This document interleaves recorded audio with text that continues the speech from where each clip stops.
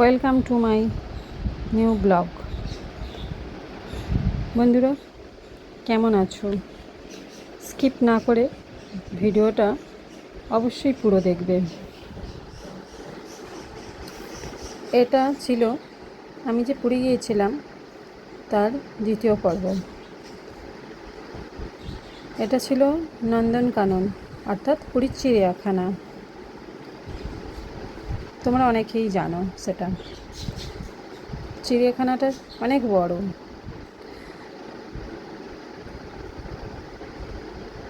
এখানে নানা রকমের জীবজন্তু থাকে।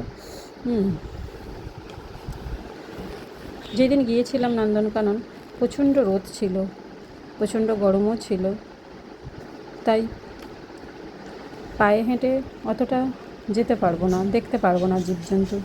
তাই চিড়িয়াখানা মূল্য দিয়ে প্রবেশ করেই প্রথমে আমরা দুটো তিনটে টোটো জঙ্গলের ভেতরেই আছে, সাফারি করে চলে গেলাম জঙ্গলের মেন প্রবেশের জায়গা, যেখান থেকে এসি বাস ছাড়ে। এসি বাসটা জঙ্গল সাফারি করে,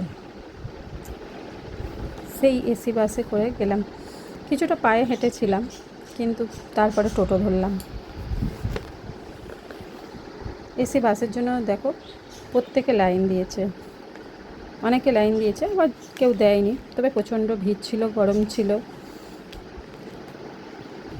আমার ছেলেটা খিদে পেয়ে গিয়েছিল, অনেকটা সময় লাইনে দাঁড়ানো হয়েছিল, তাই একটু ভেজ প্যাটিস আইসক্রিম খাওয়া হলো লাইনে দাঁড়িয়ে। কষ্ট হচ্ছিল, কিন্তু যেহেতু এসেছি তাই জঙ্গল সাফারি করব। বাসে করে চলে গিয়েছিলাম জঙ্গলের ভেতরে। অনেক জীবজন্তু দেখলাম। প্রথমেই দেখেছিলাম হরিণ, অনেক ময়ূর,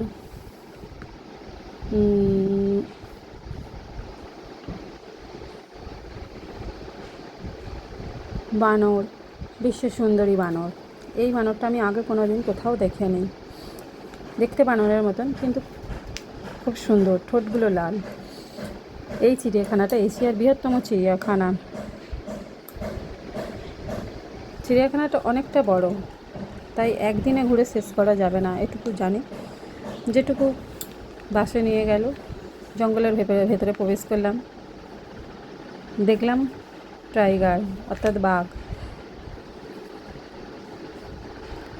এই যে ভাল্লুক এই জলটার মধ্যে স্নান করছিল। বাসটা ওখানটা কিছু সময় দাঁড়ালো।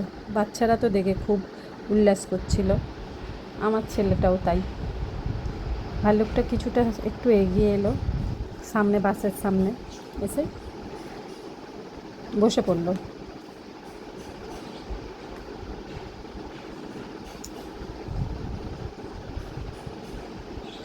বাসটা ওখান থেকে যখন ছেড়ে দিল, তার কিছুটা পর গিয়ে দেখলাম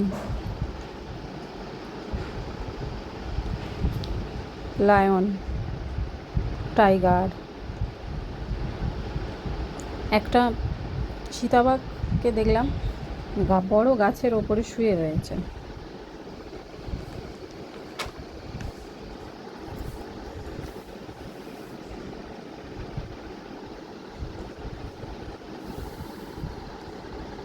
বাসটায় অনেকই ভিড় ছিল, কেউ জানালা খুললেই ড্রাইভার দাদা বকছিলেন। অনেক কিছুই জীবজন্তু দেখেছি এখানে, ময়ূর, শিম্পাঞ্জি, পিকক, ভাল্লুক, আর সাপগুলো, স্নেকগুলো তো দেখে আমার কী ভয় লাগছিল। গোল গোল পাকিয়ে শুয়ে আছে অনেক রকমের সাপ।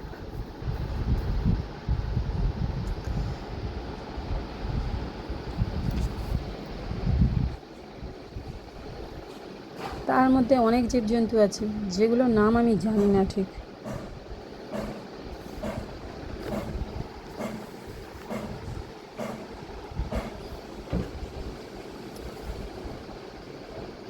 বাসে যখন উঠেছিলাম একটু ভয় ভয় লাগছিল, তারপর দেখলাম না তেমন ভয় লাগছে না।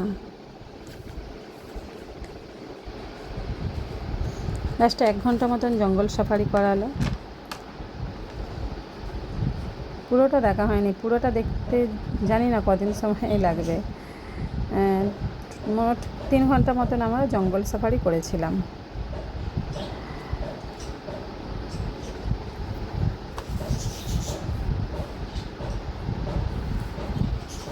এটুকুই, যেটুকু পেরেছি তুলে ধরেছি।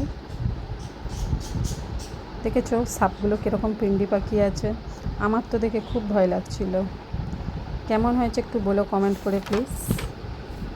ওকে, বাই।